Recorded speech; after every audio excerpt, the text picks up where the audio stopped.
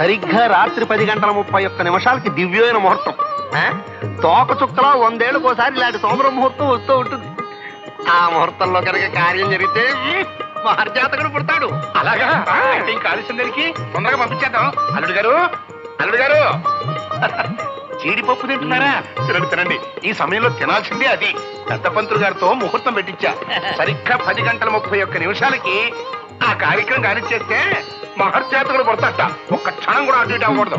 ఎందుకైనా మంచి time piece కూడా దగ్గర చూసుకుంటామయ్యా. గుర్తుంది కదా బాబు, సరిగ్గా 10:31 క్షణం అటు ఇటు కాకూడదు. పద. 10:31 అంటున్నావు, కార్యక్రమానికి ఆరంభమా అంతమా?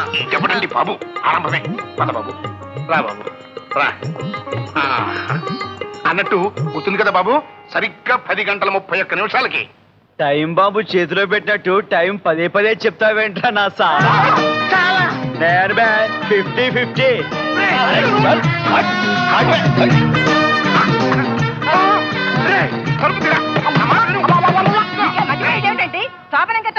తలుపులు కొట్టడం కాదే, ఇంకొక ముఖం మాట్లాడేమంటే నిన్ను ఓరి నాయను ఎక్కడ చెప్పాలో అర్థమైతే అలా చూస్తారండి. ఇన్ని కాస్త లాగండి. మీరు తడుచుకుంటారండి.